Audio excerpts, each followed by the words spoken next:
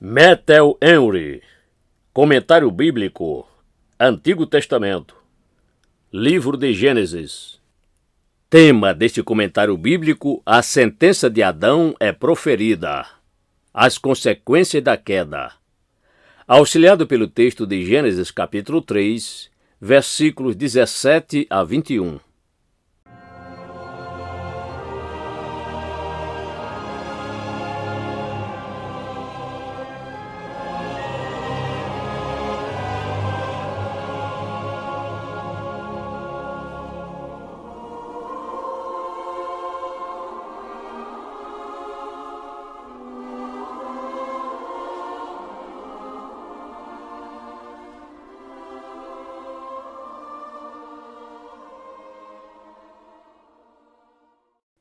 E a Adão disse: porquanto deste ouvidos a voz de tua mulher, e comeste da árvore que te ordenei, dizendo: não comerás dela, maldita é a terra por causa de ti. Com dor comerás dela todos os dias da tua vida. Espinhos e cardos também te produzirá, e comerás a erva do campo. No suor do teu rosto comerás o teu pão, até que te tornes a terra, porque dela foste tomado, porquanto és pó, e em pó te tornarás. E chamou Adão o nome de sua mulher Eva, porquanto ela era a mãe de todos os viventes. E fez o seu Deus a Adão e a sua mulher túnicas de peles, e os vestiu. Gênesis capítulo 3, versos 17 a 21.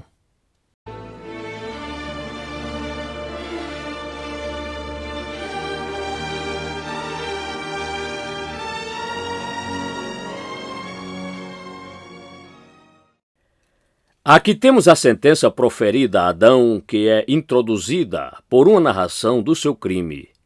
Porquanto destes ouvidos a voz de tua mulher. Verso 17. Ele justificou a sua falta, atribuindo-a à sua esposa. Ela me deu. Verso 12. Mas Deus não aceita a justificativa.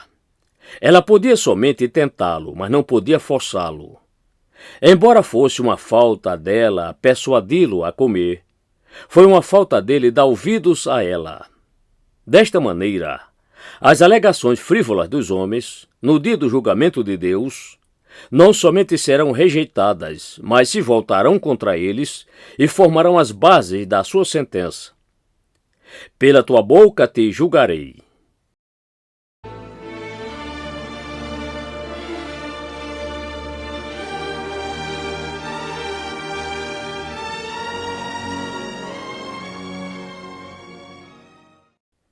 Observe.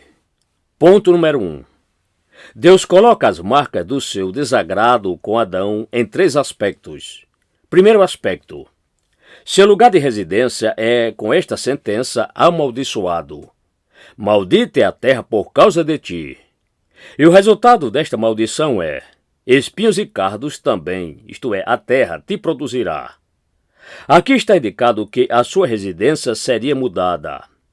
Ele não mais moraria em um paraíso distinto e abençoado, mas seria removido à terra comum e amaldiçoada. O solo, ou a terra, aqui significa toda a criação visível que, devido ao pecado do homem, está sujeita à futilidade ou à vaidade. Suas diversas partes se tornaram menos úteis ao conforto e à felicidade do homem do que tinham sido designadas a ser quando criadas, e do que teriam sido se ele não tivesse pecado. Deus deu a terra aos filhos do homem, designando que fosse uma habitação agradável para eles. Mas o pecado alterou as suas propriedades. Agora ela está amaldiçoada devido ao pecado do homem, isto é uma moradia desonrosa, indica que o homem é pobre, pois a sua morada está na terra. É uma morada seca e estéril. Os seus produtos espontâneos agora são ervas daninhas e espinhos, coisas ruins ou asquerosas. Qualquer bom fruto que ela produzirá terá que ser extraído pelo esforço e pelo trabalho do homem. A fertilidade era a sua bênção para servir ao homem. Gênesis capítulo 1, versos 11 e 29, E agora a esterilidade era a sua maldição para a punição do homem. Ela não é mais o que era no dia em que foi criada. O pecado transformou uma terra frutífera em estéril. E o homem, tendo se tornado como o jumento bravo, tem a mesma sorte. O ermo por casa e a casa salgada por morada. Jó 39, verso 6, Salmo 68, verso 6. Se esta maldição não tivesse sido parcialmente removida, pelo que eu sei, a terra teria sido estéril para sempre e nunca teria produzido nada além de espinhos e cardos.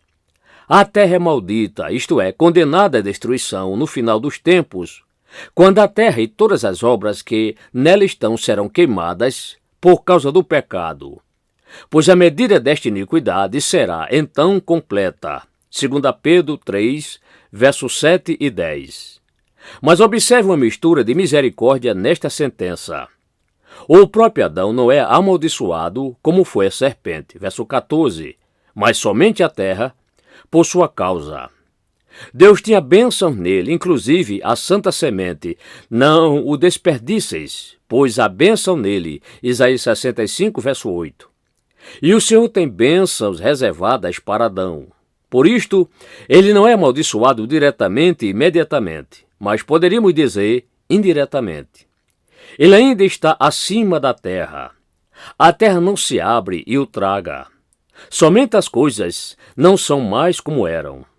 Da mesma maneira como ele continua vivo, apesar de ter degenerado da sua pureza e retidão primitivas, também a terra continua sendo a sua morada, apesar de ter degenerado da sua beleza e fertilidade primitivas.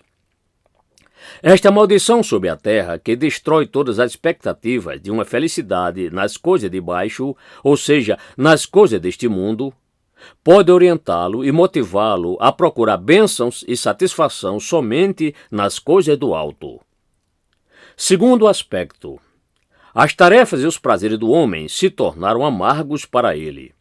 Seu trabalho, a partir de agora, se tornará duro para ele, e ele o continuará com o suor do seu rosto. Verso 19. Seu trabalho antes do pecado era um prazer constante para ele. O jardim era, então, lavrado sem nenhum trabalho desconfortável e guardado sem nenhuma preocupação desconfortável. Mas agora o seu trabalho será cansativo e desgastará o seu corpo. Suas preocupações serão um tormento e afetarão a sua mente. A maldição sobre a terra que a tornou estéril e produziu espinhos e cardos tornou seu trabalho muito mais difícil e árduo. Se Adão não tivesse pecado, não teria suado com coisas que lhe seriam tão facilmente concedidas. Observe aqui que o trabalho é o nosso dever e devemos realizá-lo fielmente. Nós somos obrigados a trabalhar, não somente como criaturas, mas como criminosos. Esta é uma parte da nossa sentença que a ociosidade desafia com ousadia. Este desconforto e cansaço com o trabalho são a nossa justa punição, a qual devemos pacientemente nos submeter, e da qual não devemos reclamar, uma vez que são menos do que merece a nossa iniquidade. Não tornemos, com preocupações e trabalho desordenados, a nossa punição mais pesada do que Deus a fez. Mas, em vez disto, tentemos diminuir a nossa carga e enxugar o nosso suor, vendo em tudo a providência e esperando o descanso em breve. Seu alimento, a partir de então, se tornará, em comparação com o que tinha sido, desagradável para ele. A substância do seu alimento foi alterada. Agora ele deve comer a erva do campo e não mais se banqueteará com as guloseimas do jardim do Éden. Tendo pelo pecado se tornado como os animais que perecem, com razão ele se converte em um plebeu como eles, e deverá comer erva como os bois, até que saiba que os céus governam. Existe uma mudança da maneira como ele come, com dor e fadiga. Verso 17. E no suor do seu rosto, verso 19, ele deverá comer dela. Durante todos os dias da sua vida, Adão não podia deixar de comer com dor e fadiga. lembrando-se do fruto proibido que tinha comido e da culpa e da vergonha que lhe tinha adquirido por causa disto. Observe, em primeiro lugar, que a vida humana está exposta a muitas desgraças e calamidades, que amargam muito as migalhas dos seus prazeres e delícias. Alguns nunca comem com prazer, Jó 21:25, mas com amargura ou melancolia. Todos, até mesmo os melhores, têm motivos para comer com dor, por causa do pecado. E todos, até mesmo os mais felizes neste mundo, têm algo que ameniza a sua alegria. Exércitos de doenças, desastres e mortes, em várias formas, vieram ao mundo com o pecado e ainda o assolam. Em segundo lugar, que a justiça de Deus deve ser reconhecida em todas as tristes consequências do pecado. Por que então deveria um homem vivo reclamar? Ainda assim, nesta parte da sentença há também uma mistura de misericórdia. Ele irá suar, mas o seu trabalho fará o seu descanso mais bem-vindo quando ele retornar a esta terra, como ao seu leito. Ele sofrerá, mas não passará fome. Ele terá dor, mas nesta dor ele comerá pão, o que fortalecerá o seu coração sob esta dor. Ele não está condenado a comer pó, como a serpente, somente a comer a erva do campo. Terceiro aspecto. A sua vida também será curta. Considerando o quão repleto de problemas serão os seus dias, é em seu favor que estes serão poucos. Ainda assim, a morte sendo terrível por natureza, sim, mesmo que a vida seja desagradável, conclui a sentença: tornarás a terra, porque dela foste tomado. O teu corpo, esta parte que foi tomada da terra, a ela tornará, porquanto és pó. Isto aponta ou para a primeira origem do seu corpo. Ele foi feito do pó. Na verdade, ele foi feito o pó e ainda o era. De modo que somente era necessário cancelar a concessão da imortalidade e retirar o poder que foi oferecido para apoiá-la. E então ele retornaria naturalmente ao pó.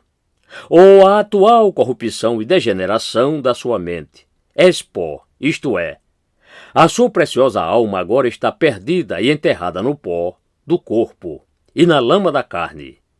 Ela foi criada espiritual e celestial, mas tornou-se carnal e terrena. Desta maneira, o seu destino é lido. Em pó te tornarás. Seu corpo será abandonado pela sua alma e se tornará um monte de pó. E então ele será colocado no sepulcro, o lugar adequado para ele, e se misturará com o pó da terra, o próprio pó. Salmo 104, verso 29. Terra a terra, pó a pó. Observe aqui que o homem é uma criatura inferior e frágil, como o pó, o menor grão de pó da balança, leve como o pó, mais leve que a futilidade. É frágil como o pó e sem nenhuma consistência. A nossa força não é a força das pedras. Aquele que nos fez considera isto e lembra-se de que somos pó. Salmo 103, verso 14. O homem é, na verdade, o princípio do pó do mundo, Provérbio 8, verso 26, mas ainda é pó. Que ele é uma criatura mortal e que se apressa em direção ao túmulo. O pó pode erguer-se durante algum tempo em uma pequena nuvem e poderá parecer considerável enquanto é sustentado pelo vento que o ergueu. Mas, quando é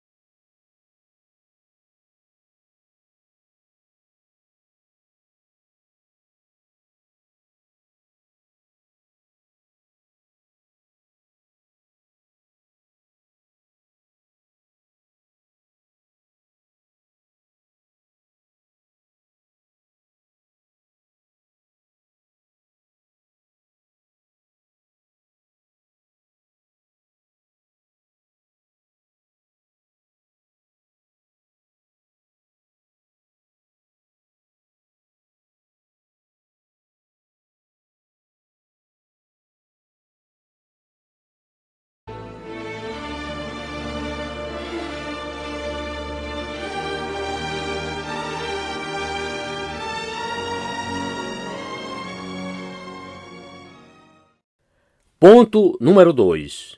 Nós não podemos escapar desta sentença que foi infligida sobre os nossos primeiros pais, com a qual, até hoje, estamos todos tão intimamente envolvidos e que sentimos de uma maneira tão forte, até que tenhamos considerado duas coisas. Primeira coisa, como adequadamente as tristes consequências do pecado sobre a alma de Adão e a sua raça pecadora foram representadas e calculadas por esta sentença. E talvez houvesse nela mais objetivos do que nos damos conta. Embora somente seja mencionada a desgraça que afetava o corpo, este era um padrão de desgraças espirituais, a maldição que caía sobre a alma. As dores de uma mulher ao dar à luz representam os terrores e sofrimentos de uma consciência culpada. Desperta um sentimento de pecado. A partir da concepção da luxúria, estas dores são grandemente multiplicadas e mais cedo ou mais tarde cairão sobre o pecador, como a dor que vem sobre uma mulher ao dar à luz e que não pode ser evitada. O estado de submissão a qual a mulher foi reduzida representa a perda da liberdade espiritual e do livre-arbítrio. Este é o resultado do pecado. O domínio do pecado sobre a alma é comparado ao de um esposo, Romanos 7, versos 1 a 5. O desejo do pecado é dirigido ao pecador, pois ele aprecia a escravidão. E assim o pecado governa. A maldição de esterilidade que caiu sobre a terra e a sua produção de espinhos e cardos são uma representação adequada da esterilidade de uma alma corrupta e pecaminosa que deveria ser boa, mas que dá frutos maus. Ela está toda cheia de cardos e a sua superfície coberta de urtigas. Portanto, é praticamente uma maldição. Hebreus 6, verso 8. O trabalho árduo e o suor traduzem a dificuldade sob a qual, por causa da fraqueza da carne, o homem trabalha a serviço de Deus e da obra da religião, pois agora ficou muito difícil entrar no reino do céu. Bendito seja Deus por isto não ser impossível. O fato de que o seu alimento lhe seja amargo traduz a necessidade que a alma tem do consolo, do favor de Deus, que é vida e o pão da vida. Se não fosse o Senhor, a alma, como o corpo, iria ao pó deste mundo. Esta seria a sua tendência. O corpo retorna ao pó porque tem uma mancha terrena. João capítulo 3, verso 31. Segunda coisa, a compensação que o Senhor Jesus fez, por meio de sua morte e de seus sofrimentos, respondeu de um modo admirável à sentença aqui proferida contra os nossos primeiros pais. As dores do parto surgiram com o pecado? Nós lemos sobre o trabalho da alma de Cristo, Isaías 53, verso 11, e as dores da morte que o retinham são chamadas Odinai. Atos 2, verso 24, as dores de uma mulher no parto. A submissão surgiu com o pecado? Cristo nasceu sujeito à lei, Gálatas 4, verso 4. A maldição surgiu com o pecado? Cristo se fez maldição por nós e sofreu uma morte maldita, Gálatas 3, verso 13. Os espinhos surgiram com o pecado? Ele foi coroado com espinhos por nós. O suor surgiu com o pecado? Por nós, ele suou grandes gotas de sangue. A tristeza surgiu com o pecado? Ele foi um homem de tristeza. A sua alma, na sua agonia, estava extremamente entristecida. A morte surgiu com o pecado? Ele foi obediente até a morte. Assim o curativo é tão grande quanto a ferida. Bendito seja Deus por Jesus Cristo.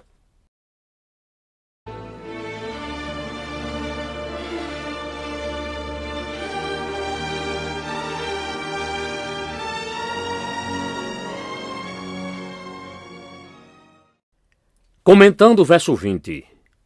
Como Deus tinha dado ao homem e o tinha chamado Adão, que significa terra vermelha, Adão, como sinal de domínio, deu nome à mulher e a chamou Eva, isto é, vida. Adão traz o nome do corpo que morre e Eva, o da alma vivente. A razão do nome é aqui fornecida. Alguns acreditam que por Moisés, o historiador, e outros pelo próprio Adão, porque ela era, isto é, viria a ser a mãe de todos os viventes. Ele a tinha chamado antes Ishá, mulher, como uma esposa. Aqui lhe a chama de Eva, vida, como mãe. Bem, primeiro, se isto foi feito por orientação divina, foi um exemplo do favor de Deus, e como os novos nomes de Abraão e Sara foi um selo do concerto, e uma garantia a eles de que, apesar do seu pecado e do desprazer de Deus com eles por causa de tamanha transgressão, ele não tinha revertido aquela bênção que lhes tinha dado: frutificai e multiplicai-vos.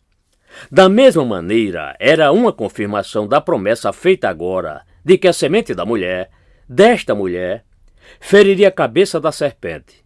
Segundo, se Adão o fez por si só, foi um exemplo da sua fé na palavra de Deus.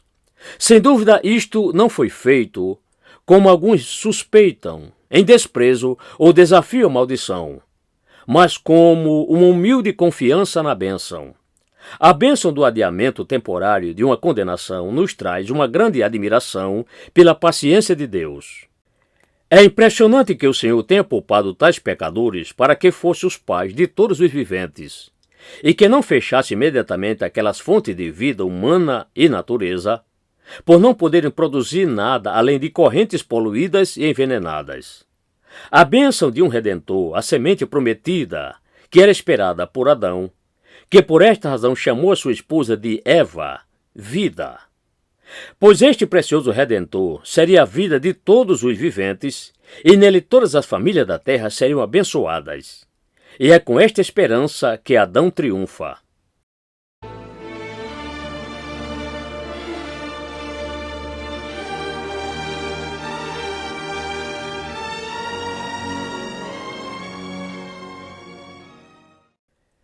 Comentando o verso 21. Aqui temos um exemplo adicional da preocupação de Deus com os nossos primeiros pais, apesar do seu pecado. Embora ele corrija os seus filhos desobedientes e os coloque sob as marcas do seu desprazer, ainda assim ele não os deserda. Mas, como um pai amoroso, provê a erva do campo como seu alimento e túnicas de peles como suas vestes. Desta maneira, o pai satisfez as necessidades do filho pródigo, Lucas 15, versos 22 e 23. Se o Senhor Deus tivesse ficado satisfeito em matá-los, ele não teria feito isto por eles. Observe que, primeiro, as roupas surgiram com o pecado. Nós não precisaríamos delas, fosse por defesa ou por decência, se o pecado não nos tivesse deixado nus, para nossa vergonha. Pouca razão, portanto, temos de nos orgulhar das nossas roupas, que são apenas os sinais da nossa pobreza e infâmia. Segundo, quando Deus fez roupas para os nossos primeiros pais, ele as fez quentes e resistentes, mas grosseiras e muito simples. Não foram vestes de púrpura, mas túnicas de peles. Suas roupas foram feitas não de seda e cetim, mas de simples peles. Não adornadas, nem bordadas. Não tinham nenhum dos ornamentos que as filhas de Sião inventaram posteriormente e dos quais se orgulhavam. Que os pobres que meramente se cobrem aprendam aqui a não reclamar. Tendo sustento e com o que se cobrirem, estejam satisfeitos. Eles estão tão bem quanto Adão e Eva estavam. E que os ricos, que se cobrem com elegância, aprendam aqui a não fazer da vestimenta o seu adorno. 1 Pedro 3, verso 3. Terceiro, que Deus deve ser reconhecido com gratidão, não somente por nos dar alimento, mas também vestes. Gênesis 28, verso 20. A lã e o linho são seus, assim como o grão e o mosto. Oséias 2, verso 9. Quarto, estas túnicas de peles tinham um significado. Os animais que forneciam estas peles deveriam ser mortos diante deles, para mostrar-lhes o que é a morte.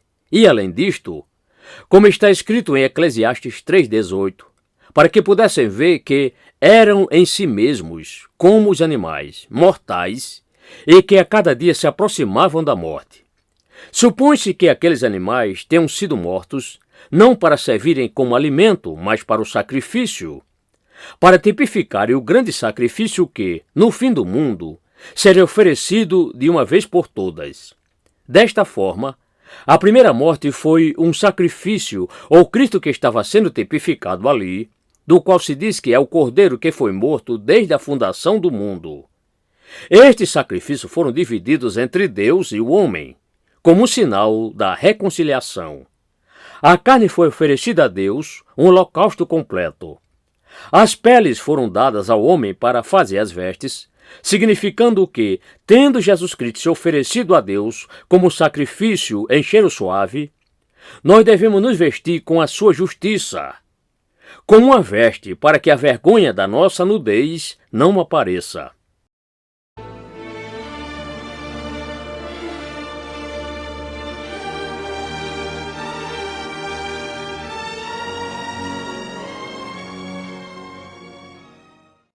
Adão e Eva fizeram para si aventais de folhas de figueira, um cobertor muito estreito para que pudesse se cobrir com ele. Isaías 28, verso 20.